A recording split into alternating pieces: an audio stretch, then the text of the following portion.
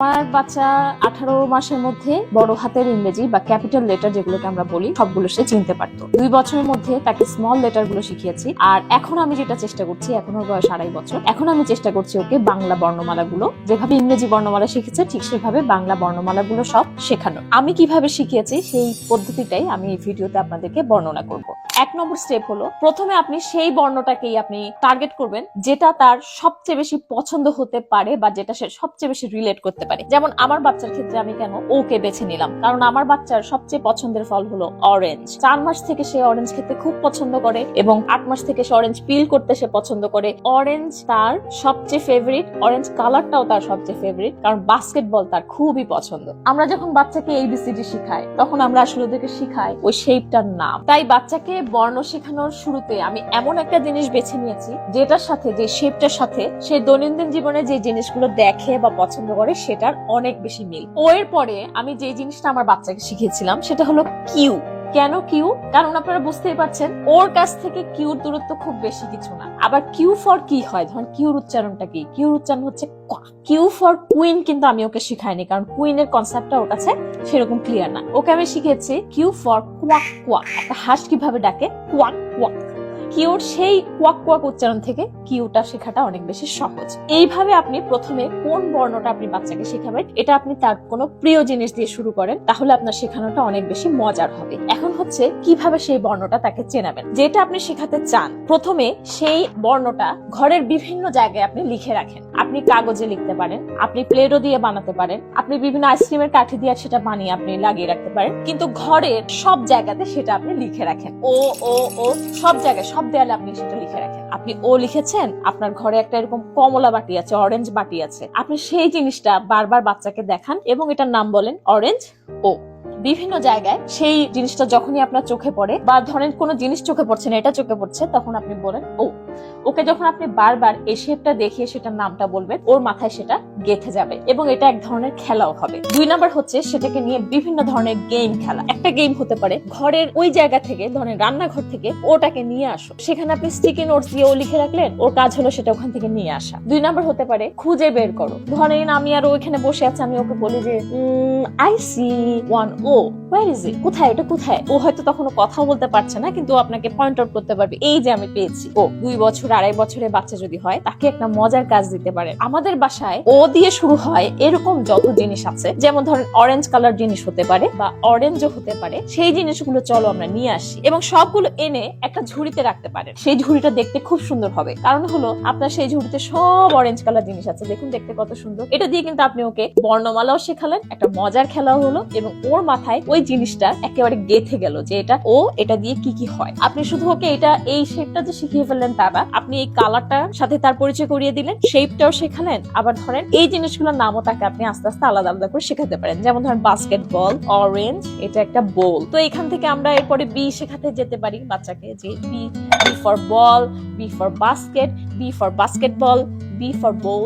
এভাবে ঘরের বিভিন্ন জিনিস ব্যবহার করে করে আপনি বাচ্চাকে বর্ণর সাথে পরিচয় করিয়ে দিতে পারেন। বর্ণ শেখানোর 3 নম্বর স্টেপটা হচ্ছে গান এবং ছন্দ ব্যবহার করা। এখানে যেটা ব্যবহার করে সেটা হলো ABCD কে টুইঙ্কেল টুইঙ্কেল লিটল স্টার, এই ছড়া গানটার সুরে এটাকে গেয়ে ব্যবহার করে। ABCD EFG HIJK LMNOP।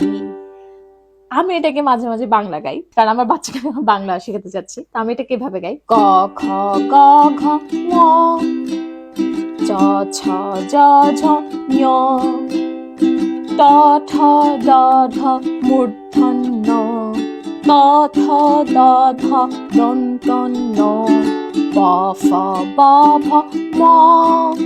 আপনাকে এই সুরই বলতে হবে এমন না, যেইভাবে আপনার বাচ্চা আনন্দ পাবে, প্লাস আপনি কি বলছেন এটা বুঝতে পারবে, সাথে সেইগুলোকে আপনি ভিজুয়ালাইজেশন করবেন বা সামনে রাখবেন। ধরেন আপনি যখন এই গানটা গাচ্ছেন তখন একটা বর্ণমালা চার্ট আপনার সামনে থাকতে পারে এবং সেটা দেখিয়ে দেখিয়ে আপনি গানটা গাইতে পারেন। গান, ছন্দ মানে অন্তমিল রেখে কথা বলা, অন্তমিল রেখে গান করা, ছন্দ ব্যবহার করা, কবিতা বলা, এগুলো বাচ্চাদের মেমোরিতে থাকতে বা স্মৃতিশক্তিতে অনেক দ্রুত থাকে বা অনেক বেশি থাকে। আবার যখন আপনি কোনো নির্দিষ্ট বর্ণ শেখাচ্ছেন, ওটাকে নিয়ে আপনি একটা গান গান, একটা ছড়া বা অনেক বেশি ওই শব্দটা আছে, ওই বর্ণটা আছে, এমন শব্দগুলো আছে, এমন একটা কথা আপনি বলতে পারেন। যেমন যদি আপনি ক শিখান, কলা, কমলা, খেতে আমি ভালোবাসি, মানে ক আছে এরকম একটা কবিতা বা এরকম একটা ছড়া বা এরকম একটা গান আপনি খুঁজে বের করতে পারেন। কাক সংক্রান্ত সেটা হতে পারে। এইভাবে আপনি যদি গান এবং ছন্দ ব্যবহার করেন শেখানোর জন্য, সেই শেখানোটা আনন্দেরও হবে, আবার সাথে সাথে সেটা অনেক বেশি ওর স্মৃতিতে থাকতে এটা ওকে অনেক বেশি হেল্প করবে বা ও সহজে এটা স্মৃতিতে রাখতে পারবে। 4 নাম্বার হলো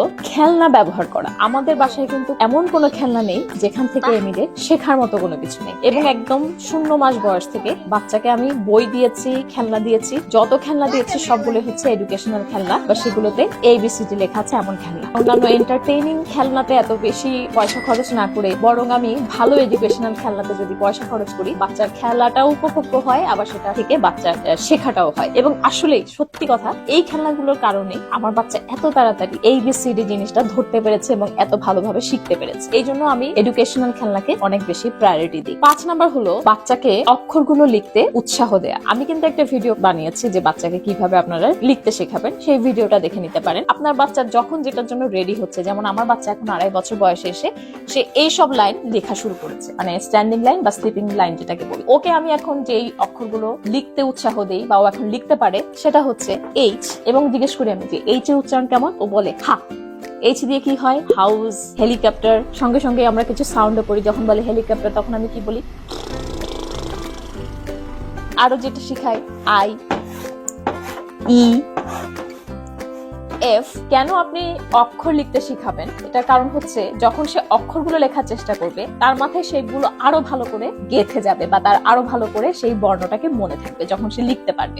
সে অক্ষর যখন লেখা শুরু করে তখন ও ভালো করে লিখতে পারবে না বা ওটা আমারটার মতো সুন্দর হবে না, এটাই স্বাভাবিক। তার মানে এই না যে আপনি ওকে ডিসকারেজ করবেন, বরং আপনি ওকে আরো বেশি বেশি এনকারেজ করুন, বেশি বেশি সেই অক্ষরটাকে ওকে দেখান, সেই বর্ণটাকে ওকে বেশি বেশি দেখান, এবং যার ফলে যেটা হবে ওইটা আরো কিভাবে পারফেক্টলি লেখা যায় বা কিভাবে ঠিক ওই শেপটা করা যায় সেটা সে চেষ্টা করবে। বাচ্চাকে হাতের লেখা শেখান। বাচ্চাকে হাতের লেখা শেখানো শুধু কাগজ কলম বা এই চকটক দিয়ে হতে হবে সেটা না। আপনি কিন্তু একটা ট্রেতে ধরেন আপনি বালি নিলেন বা মাটি নিলেন বা সুজি নিলেন বা চাল নিলেন এবং নিয়ে সেখানে ওই আকৃতিগুলো লিখতে ওকে শেখাতে পারেন। ও যেমন হাতের লেখা শিখতে ওকে এটা হেল্প করবে, তেমন এই বর্ণটা শিখতে কিন্তু ওকে অনেক বেশি সাহায্য করবে। বাচ্চাকে উৎসাহ দিবে, আমরা ওকে অনেক উৎসাহ দিই। ধরেন এটাও দেখলো যে একটা গ্লাস দেখেও বললো G is gah and G for glass।